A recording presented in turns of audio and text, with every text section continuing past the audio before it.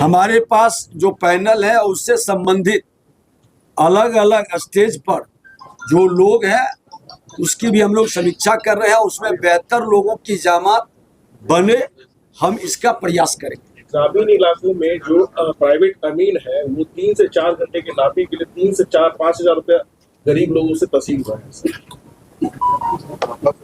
जो शिकायतें खामी कमी आएगा, हमने जब बैठक कर रहे हैं तो मेरे सारे पदाधिकारी रहेंगे और हमने कहा है कि मैं वैसे लोगों का जो पूरी प्रामाणिकता के साथ इस तरह के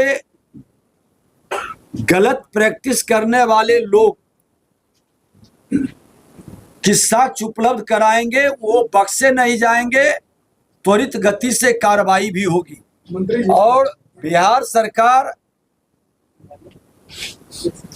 कई अलग अलग एजेंसियों के माध्यम से ऐसे गलत ढंग से काम करने वाले लोगों को दबिश भी बढ़ाई है, कई लोग धराए भी हैं। लेकिन बीमारी को खत्म करना है तो सबको मिल करके आज हमारे सरकार, शासन, प्रशासन, प्रेस, मीडिया और आम लोग सब लोग मिल करके एक हम प्रयास कर रहे हैं। और वो प्रयास आज आप लोगों के सहयोग के माध्यम से ही खनन विभाग के अंदर बहुत हद तक बीमारी घटी, पारदर्शिता आया। हम रहे न रहे, हमारे सेक्रेटरी रहे न रहे, जब सिस्टम डेवलप होता है, चुनाव आयोग सिस्टम डेवलप कर दिया तो लोकतंत्र मजबूत हुआ।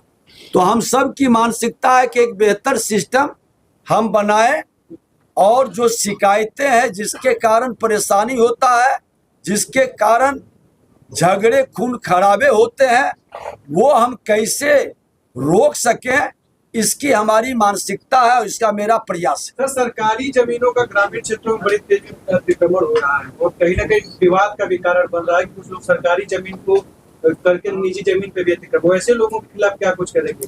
ग्रामीण की तरफ तो बुलडोजर जाएगा सरकारी जमीन पर। देखिए, बुलडोजर शब्द सुनने में बड़ा आनंदित करता है,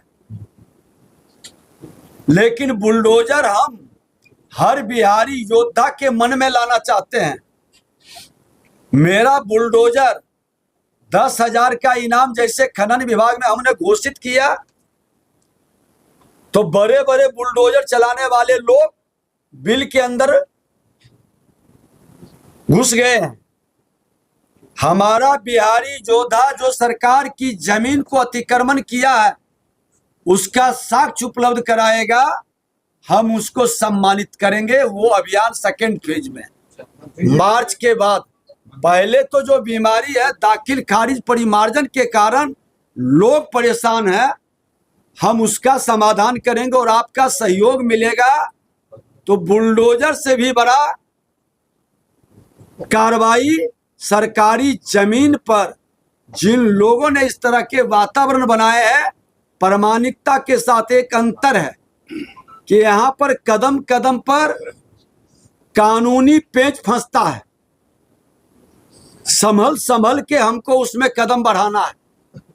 और आप लोगों के द्वारा जो जानकारी मिलेगी, मार्च के बाद एक सघन अभियान सरकारी जमीन के लिए चलेगा।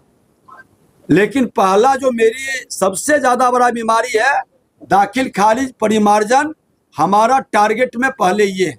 मंत्री जी सभी पंचायत की जो स्थिति है, एक कर्मचारी कई पंचायत देख रहा है और दूसरा उसका फैक्टर ये है कि उनके अधीन 4-5 सब एजेंट काम करते हैं। सरकारी जमीन से नापी के लिए एक महीना की प्रतीक्षा सूची, ये सब कैसे ठीक करेंगे? और ये एक बड़ा फैक्टर है। आपकी चिंता स्वाभाविक है। इस संदर्भ में हम माननीय मुख्यमंत्री जी और अपने उच्चस्थ पदाधिकारी के साथ संवाद भी हुआ है। हम अपने पदाधिकारी और कर्मचारी की भी संख्या बढ़ाने की व्यवस्था में लगे हैं। और आपको जानकारी दे दें कि मेरे पास जो हैंड उपलब्ध है वो कई पंचायत वाले लोग नहीं है, मैक्सिमम 1 या 2। हम 2 से ज्यादा कोशिश करेंगे कि वैसे पंचायत हम न उपलब्ध कराएं। और हम समाधान, नीयत ठीक रहेगा तो नीति भी सफल होगा।